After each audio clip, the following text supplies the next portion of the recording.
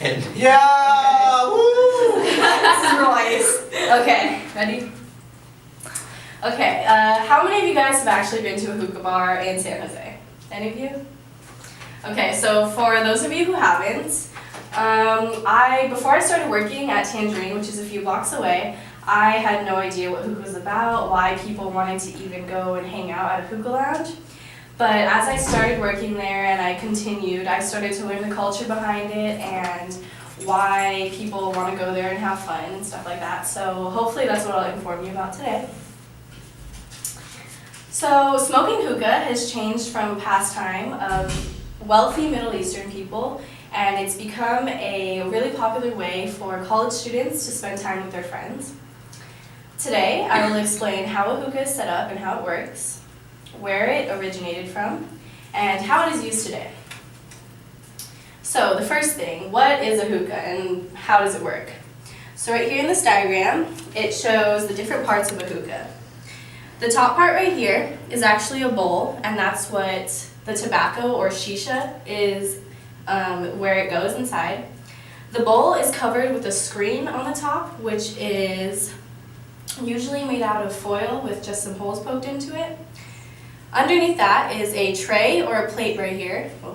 A tray or a plate, and that is essentially just to catch any falling charcoal or ash. Underneath that, the thing that connects the bowl to this glass base down here is a neck or a stem, and attached to the stem is a hose, which is what you breathe into and suck into to inhale the smoke. So a really big part of smoking hookah is actually the charcoals on the top. The coals are heated on a stove, and that's what heats up the shisha and tobacco on the inside. The smoke is then sucked through the neck right here, and then it is filtered through the water, and then sucked through the hose and inhaled by the smoker. So according to Hugh Hart, a writer in the LA Times, less than 1% of nicotine is in secondhand smoke for hookah. That is compared to the 14% that is in secondhand smoke for nicotine in a cigar or cigarette. So hookah is technically a healthier alternative if you guys are planning to smoke for the secondhand smoke. This way of smoking tobacco was actually invented hundreds of years ago in India, and it has become a tradition in the Middle East. It started as a pastime for wealthy Mideastern people, but has become a tradition for the Arabic culture. According to writers of Hookah 101, the creator of this way of smoking is unknown, but it was made around 400 years ago. The Arab world has adopted it as a tradition, and it is said that it brings some people closer to their roots if they smoke hookah. In the US, or the United States, the hookah became popular in the 60s and 70s, and it was used to bring people together at parties and more recently hookah lounges. Lounges are now located near college campuses, and they provide a place to hang out with your friends, or instead of consuming alcohol or going to parties and hanging out if that's not really your scene. A study conducted by Eva Sharma, Kenneth Beck, and Pamela Clark show that 30% of students smoke hookah on the regular, college students.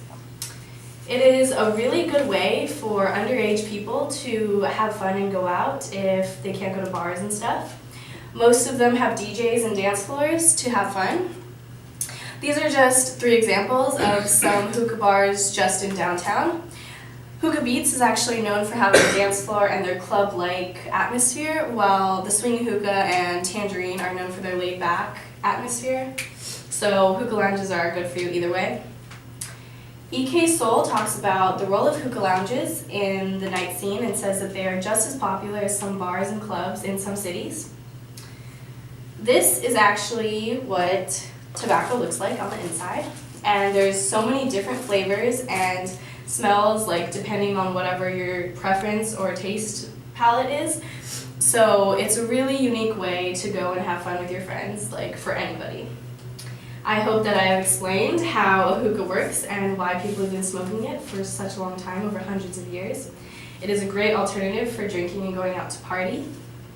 Many people often criticize hookah lounges for their unhealthiness, but it's a good way and a really fun time with your friends and a really chill place to hang out. So if you're ever bored and you have nothing to do, hookah lounges give you the perfect opportunity to have a great time.